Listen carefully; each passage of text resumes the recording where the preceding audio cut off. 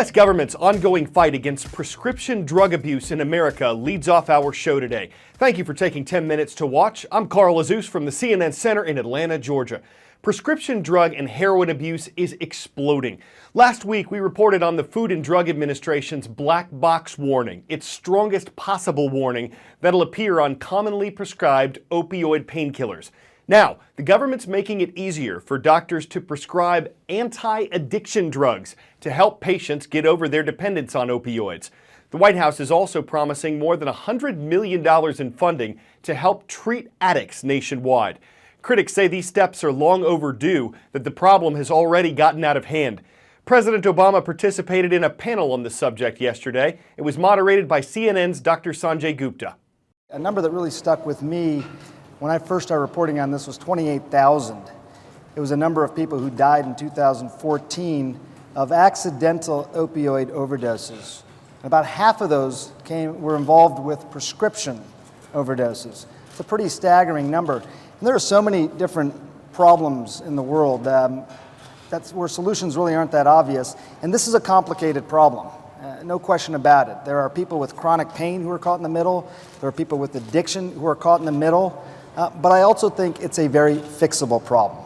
You know, my job is to promote the safety, the health, the prosperity of the American people.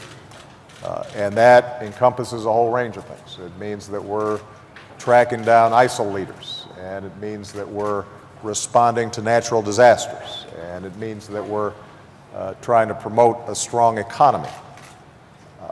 And when you look at the staggering statistics in terms of lives lost, productivity impacted, costs to communities, but most importantly, cost to families from this epidemic of opioids abuse, it has to be something that is right up there at the top of our radar screen. You mentioned the number 28,000. It's important to recognize that today we are seeing more people killed because of opioid overdose than traffic accidents. Now you think about that. A lot of people tragically die of car accidents, and we spend a lot of time and a lot of resources to reduce those fatalities. And the good news is that we've actually been very successful. Traffic fatalities are much lower today than they were when I was a kid, because we systematically looked at the data and we looked at the science, and we developed strategies and public education that allowed us to be safer drivers. The problem is here, we've got the trajectory going in the opposite direction. The President pro tem of California's Senate says roughly a third of the state's workforce is paid minimum wage. An agreement between lawmakers, the governor, and union leaders is set to raise that wage to $15 an hour statewide.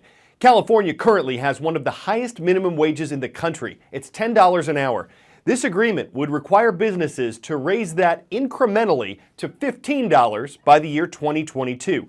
If there's a recession or state budget problem, the raises could be put on hold. Low-wage workers in California have been pushing for years to get the state minimum wage raised. The benefit to employees is clear, and lawmakers in New York are considering doing the same thing.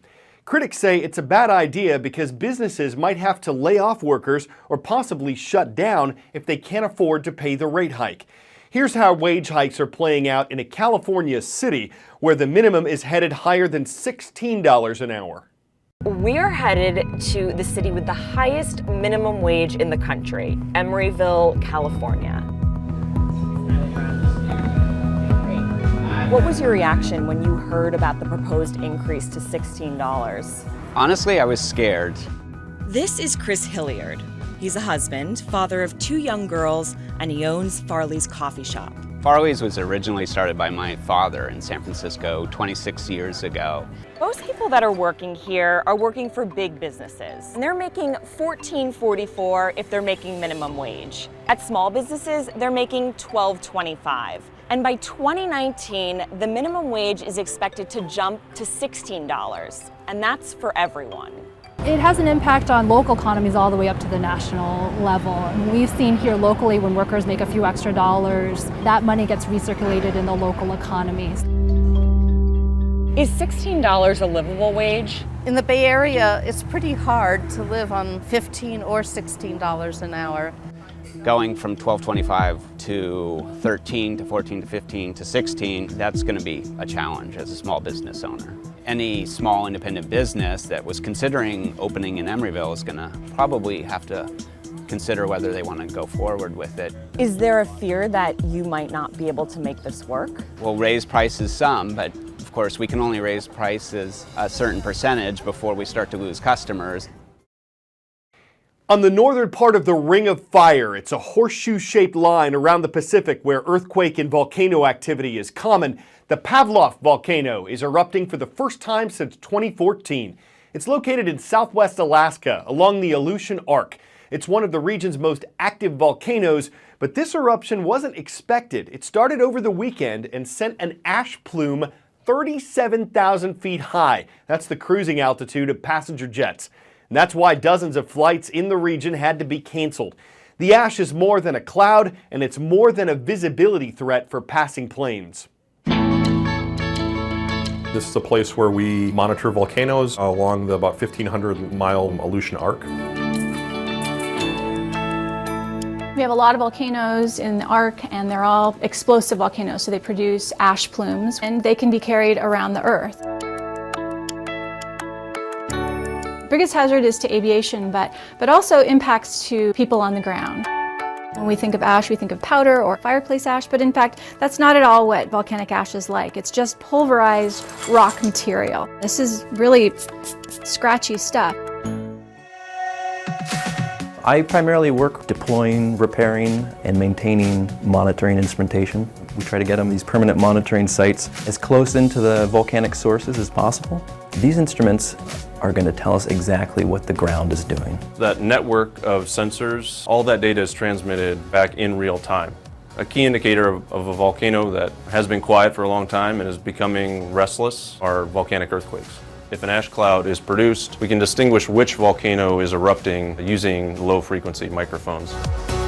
Satellites observe activity over that entire arc. Those observations feed into the predictions on where the cloud will go to try to keep aircraft out of the volcanic cloud. Anchorage is a large air cargo hub. We have about 25,000 passengers per day that transit over the volcanoes in Alaska. When you ingest this rock material and glass and minerals into the engine, it can start to melt and turn back into a molten material liquid, and that shuts down the engines. There have been 3 incidents of large aircraft losing power from all 4 engines worldwide since the mid-1980s, including one here in Alaska in 1989. We're always kept hopping, looking at volcanoes that are restless and those that are actually in sort of low-level eruption. Large eruptions typically have large precursors, and so we're able to provide some advanced warning, although the ability to forecast the exact time and the exact size of an eruption is not possible.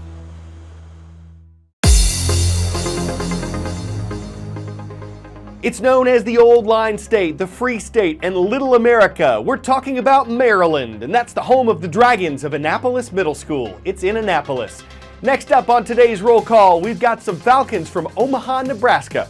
Holy Cross Catholic School is watching today. And across the Pacific, in the Chinese capital, hello to the experimental school of Beihang University. Great to see our viewers in Beijing.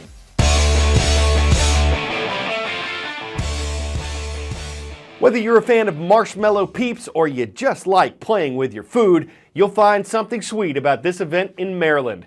It features some pretty famous peeps, such as Elvis Peepsley, Snoop Peep. I hear even Peeper Cottontail makes an appearance.